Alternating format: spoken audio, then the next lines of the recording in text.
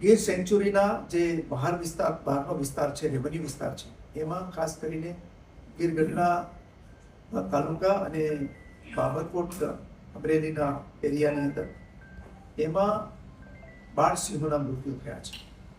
આ બાળ સિંહ ક્લબને suspected baby સિયા નામનો વાયરસથી મૃત્યુ થવાનો એક ધારણા કરવામાં આવે છે. આ ઘટના બન્યા પછી તુરંત જ વન વિભાગના અધિકારીઓ છે ત્યાં પહોંચી ગયા હતા, વેટરનરી ડૉક્ટરોની ટીમ પણ પહોંચી હતી અને એમણે એમના સેમ્પલ લઈને ગુજરાત બાયોટેકનોલોજી રિસર્ચ સેન્ટરમાં મોકલવામાં આવ્યા છે અને આ રિપોર્ટ આવનારા 3-4 દિવસની અંદર મળવાની સંભાવના છે.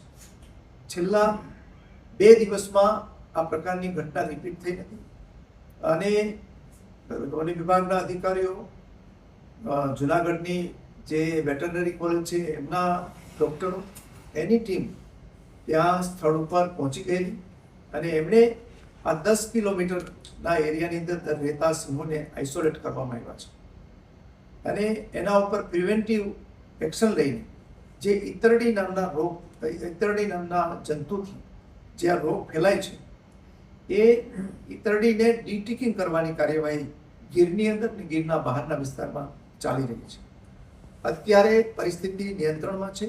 છેલ્લા 2 દિવસમાં આવી કોઈ ઘટના બની નથી અને સ્થળ ઉપર અને બીજી જગ્યાએ વન વિભાગે ટીમો બનાવી જે પ્રિવેન્ટિવ કાર્યવાહી કરવી જોઈએ એ તમામ પગલાં લેવાઈ રહ્યા છે. મને લાગે છે કે અત્યારે સ્થિતિ નિયંત્રણ હેઠળ છે અને છેલ્લા 2 દિવસમાં કોઈ ઘટના નથી બની એટલે આ પ્રકારના રોગની સંભાવના નહીં હોય એવું માનવામાં આવે છે. પરંતુ આપણે તેમ છતાં પણ આ વાયરસ જો હોય તો એની વધારે અસર કોઈ જગ્યાએ ન થાય એ માટે પગલાં લેવાઈ રહ્યા છે. ટોટલ સાહેબ કેટલા સિંહોના મોત થયા છે આંકડો? અને બીજી વસ્તુ, આજે સવારે પણ એક સિંહનું મોત થયું છે.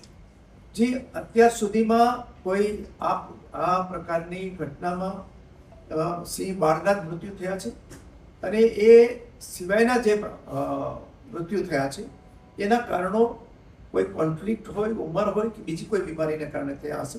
પરંતુ હું માનું છું કે આ સસ્પેક્ટેડ બેબી સિયાથી જે મૃત્યુ થયા હતા એમાં છેલ્લા 2 દિવસમાં કોઈ જ ઘટના બની નથી. સર, કેટલો ફિગર છે વાયરસના કારણે મૃત્યુ થયેલા અથવા તો અન્ય ઇનફાઇટ કે બીજા કારણોસર મૃત્યુ થયો હોય છેલ્લા 1 અઠવાડિયામાં? ઇન્ફેક્ટને કારણે અને વૃદ્ધાવસ્થાને કારણે મૃત્યુની ઘટનાઓ તો બનતી રહેતી હોય છે, પરંતુ જે બેબી સિયાથી મૃત્યુ જે સસ્પેક્ટેડ કહી શકાય, જેમાં શંકાસ્પદ મૃત્યુ કહી શકાય, એમાં 8 કબના મૃત્યુ સામે આવેલા છે અને એ બેબી સિયાથી થયા છે કે બીજા કોઈ કારણોસર એનું કન્ફર્મેશન તો જે એનો મેડિકલ રિપોર્ટ આવે એના પછી જ કહી શકાય. સાહેબ, વનતારા ટીમની મદદ લેવાશે ખરી? જ્યારે પણ જેની મદદની જરૂર હશે ત્યારે આપણે નિષ્ણાતોની મદદ લેવાશે.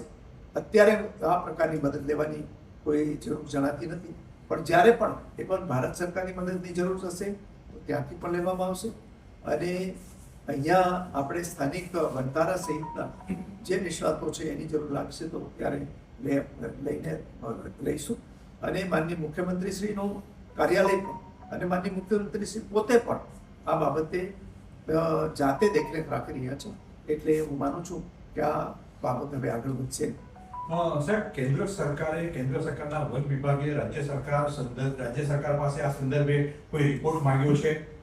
ના, પ્રધાનમંત્રી કાર્યાલયથી પણ નજર રાખવામાં આવી રહી છે એવી કોઈ વાત છે? શું પીએમઓથી કોઈ રિપોર્ટ માંગવામાં આવ્યો છે સમગ્ર મામલે? ને પ્રધાનમંત્રી શ્રીનું કાર્યાલય છે એ નજર રાખી રહ્યું છે અને સતત અમને માર્ગદર્શન આપી રહ્યું છે. સાહેબ, વેક્સિનેશન પણ એની શરૂઆત ક્યાં કરી છે? એ ક્યાં માસ સ્કેલ ઉપર થશે અને શું હોય? જો એ વેક્સિનેશનની કાર્યવાહી સસ્પેક્ટેડ જે હોય એનામાં કરવાની હોય છે એટલે હાલ જે પ્રકારના પ્રિવેન્ટિવ મેજર લેવાના હોય એ તમામ પ્રકારના પ્રિવેન્ટિવ મેજર લેવાઈ રહ્યા છે. સાહેબ, ગીર ફોરેસ્ટમાં જે લોકો કામ કરતા હતા એવા કર્મચારીઓની બદલી થઈ છે બીજે જગ્યાએ. એવા કર્મચારીઓને પણ આપણે બોલાયા છે, લગભગ 20 થી 25 કર્મચારીઓને પરત ત્યાં આગળ બોલાયા છે. શું આયોજન છે આપણું? વન વિભાગના જે સિનિયર મોસ્ટ અધિકારી છે બીપી પતિ એ ત્યાં ગીરની અંદર જ અત્યારે સ્ટેશન કરીને આ પરિસ્થિતિનું મોનિટરિંગ કરી રહ્યા છે અને અન્ય વિસ્તારોમાંથી જ્યાંથી પણ જરૂર લાગે એવા અધિકારીઓને અને સ્થાનિક અધિકારીઓની ટીમ બનાવીને કામગીરી થઈ રહી છે.